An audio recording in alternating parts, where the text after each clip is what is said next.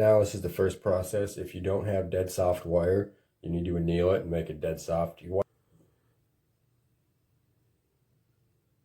So for copper, when I toss this copper in the pickle, it chucks off all the oxides and everything that burned onto it, so I don't have to put any borax or any cleaner on it while I'm heating it. And I really like working with copper. The only downside is the smell. It doesn't matter where you get your copper, how they say they made it, what kind. If it's pure copper, it's going to have a stink to it after a while. I've heard of some techniques like you can put a glaze on it to seal it, and that stops it from patining and from stinking. And copper too, you just have to get it red. You can't harden copper with heat. You can only soften it. The only way I know to harden copper is by work hardening it with a hammer. I suppose you could put it in a tumbler. So this is just my borax bar. I just dab it on the silver to stop those oxides from leaching down below the surface. That's the temperature you want it, and then you want to quench it. It's a lot easier to see the temperature with thicker metal.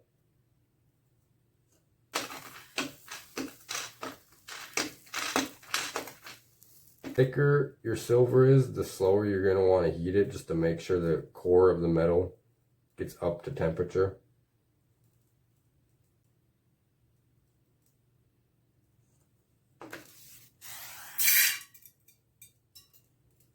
I just pulled this wire twice, so it was, I'd say it's 3/4 hard, and now it's pretty much dead soft. So I'm just going to put this into a little U. It's a slight grade above dead soft, but it's perfect for what I need it for. And this one's got to go in the pickle as well. This wire was half hard. This is wire I had bought from Rio. I quit doing that. I started buying shot just because I want to be an actual silversmith. I want to work silver myself. I don't want to buy it in the shape. I want to make the shapes I want. I want to make the dimensions I want. I don't want to pay for everything prefabricated.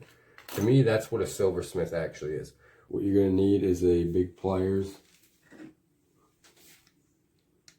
a vise, and your wire here. So you're going to want to crank this down. What will happen sometimes is it won't grab both wires. All I'm going to do is try to get the wires as straight as I can. The straighter the wires are, the better the pattern comes out. About 1/2 inch in from the edge, that way it doesn't slip. At this point you can turn right or left. If you're just doing a single band, it doesn't matter which way you turn.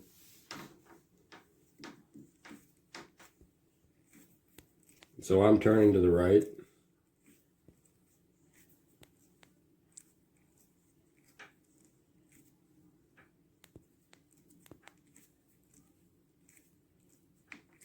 I'm just going to keep turning until this pattern gets really tight. When you mix copper and silver, they harden differently. The copper will stay soft a little longer than the silver will.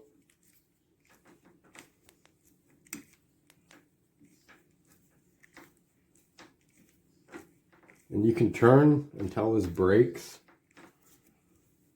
or you can just turn until you want, really.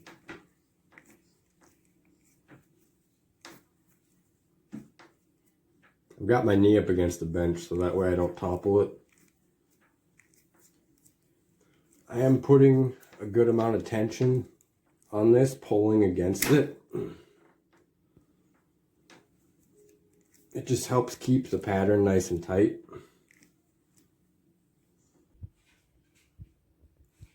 Alright, there's the pattern. I'm going to show you guys a different pattern than this one. So for this one, you're going to want to remember which way you twist first. For this one, I'm going to twist right first.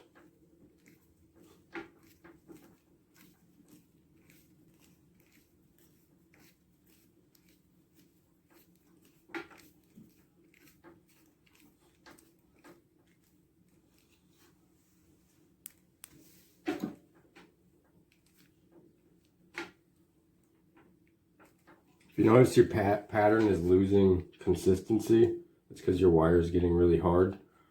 But just for time's sake, just to finish this pattern off, what you're going to do is you're going to wrap your wire around again after you anneal it. Make sure you anneal it. I'm not going to, just this is a scrap copper.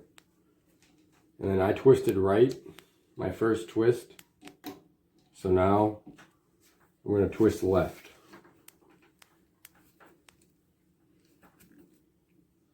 It's going to open this up, kind of like a chain link.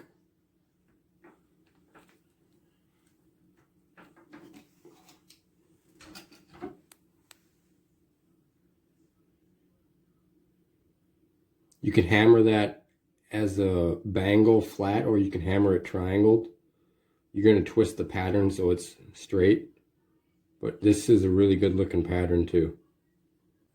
Alright guys, now we got to anneal this twist. And I'm going to use borax just because there's silver on here. This is just my borax cone. Alright, because there's silver on this, I'm going to want to quench it when it's red.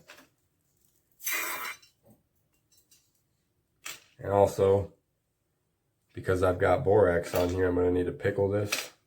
Okay, now that we've got our wire annealed, so get one of these. Regular pliers will work just fine.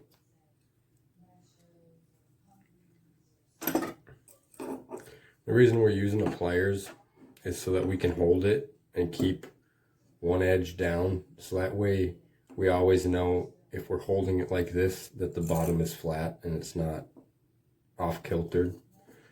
And starting this off, depending on your gauge, the gauge thickness of your wire, you're going to want to hammer soft.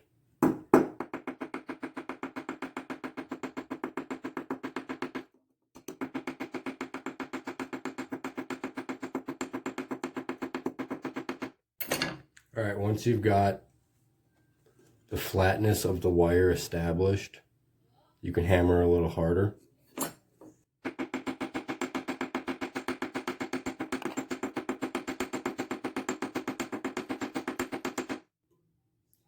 Look at your material, try to see if your hammering is the same throughout it, because you want the same width throughout your wire.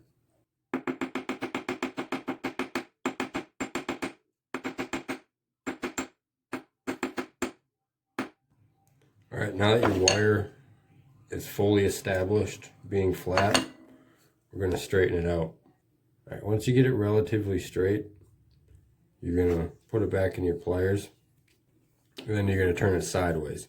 That's why I like to have the pliers, is because it establishes which edge is flat. And now I have it on the rounded sides. And this is a really delicate part. This part you really got to hammer lightly and make sure you're always squared.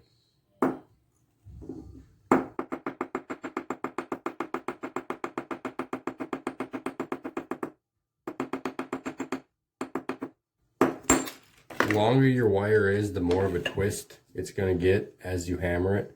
And I mean, it's going to twist like that. So you're going to have to rotate it, and then once you do this a few times, you'll learn how to flatten it, but you just rotate it and flatten it. Basically hammer down the hills, and then you can hammer it flat again.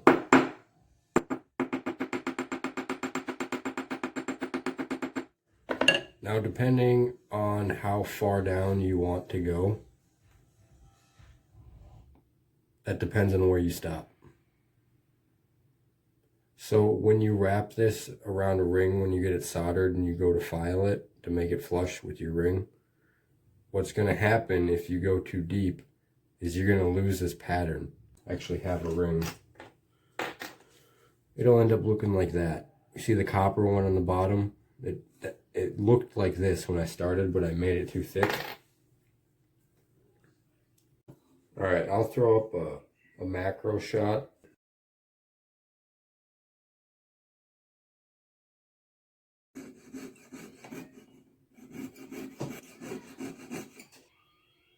Alright, as you guys can see, it's pretty much cut right in the center of that copper piece.